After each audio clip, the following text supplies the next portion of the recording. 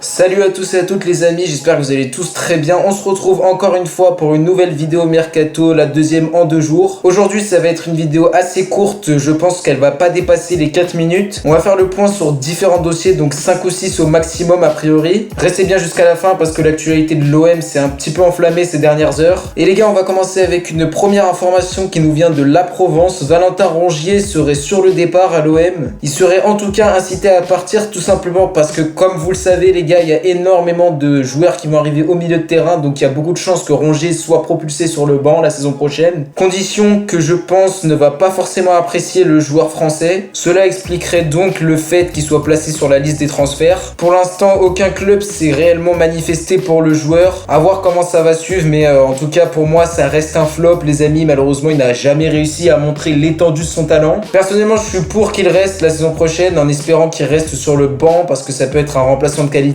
Maintenant, en ce qui concerne Valentin Rongier, on avait dit qu'une offre de 6 millions d'euros était arrivée sur la table des dirigeants portugais du Sporting. Aujourd'hui, Football Club de Marseille nous indique que le dossier est en très bonne voie et qu'il pourrait très vite se conclure. La somme du transfert devrait avoisiner les 7 millions d'euros. L'ancien Dijonais affiche son enthousiasme et son envie de rejoindre à l'OM. Il le dit lui-même, pour lui ce n'est pas refusable de jouer tout simplement à Marseille. Il se montre en tout cas très intéressé, je pense que ça peut être un très bon remplaçant aussi. Cette information nous vient du journaliste turc Ekrem Konour. Maintenant, pour le poste de gardien de but, aujourd'hui, le Disport nous indique que Longoria a déjà un nom en tête. Cette même source nous indique cependant que le nom du gardien de but pisté n'a pas encore fuité pour l'instant. Ce ne serait donc pas a priori Alban Lafont, Christian Joel ou encore plein d'autres gardiens dont on a déjà parlé. On avait aussi parlé de la piste Alexander Nubel qui semble donc se refermer. Calcio Mercato Web, donc une source italienne, nous avait aussi appris que l'OM aurait formulé une offre de 30 millions d'euros pour s'attacher les services d'Alexandro Cragno et du fils de Diego Simeone, donc Giovanni Simeone. L'OM aurait donc tenté de faire coup double à travers cette offre, mais se serait vite fait recaler par les dirigeants de Cagliari. Ces derniers exigeaient pas moins de 40 millions d'euros, ce qui est très cher quand même. Maintenant, pour Thiago Almada, la pépite du Vélez Sarsfield, on avait parlé d'un point d'arrêt entre les deux clubs. Le club argentin ayant demandé plus de 20 millions d'euros, ce qui serait jugé beaucoup trop cher par les dirigeants marseillais, aurait poussé la fin des négociations. Le Phocéen nous indique cependant que l'OM avait déjà formulé une offre de prépayant de 2 millions d'euros assortie d'une option d'achat, offre qui aurait donc été recalée par des dirigeants qui auraient demandé beaucoup plus que ça. Les négociations sont donc compliquées pour l'instant car le Vélez revoit ses exigences à la hausse qui compliquent les affaires de l'OM. Il serait tout de même bête d'oublier que le joueur souhaite venir à Marseille, ce qui peut être un paramètre important. À voir comment la suite se fera, mais en tout cas moi je valide. Maintenant, une source nommée Lamoula nous apprend que Leonardo Balerdi devrait finalement signer pour 8 millions d'euros. Au début, on avait parlé d'un accord autour de 11 millions d'euros, aussitôt démenti par RMC Sport. Mais finalement, comme je vous l'ai dit, l'OM est optimiste sur ce qui concerne le déroulement de ce dossier, donc ça devrait être 8 millions plus 2 millions de bonus. Le prix à la base, c'était entre 14 et 15 millions d'euros, donc il y a une baisse quand même non négligeable. Belle affaire donc de Pablo Longoria, le président, qui conclut a priori une arrivée qui va faire ravir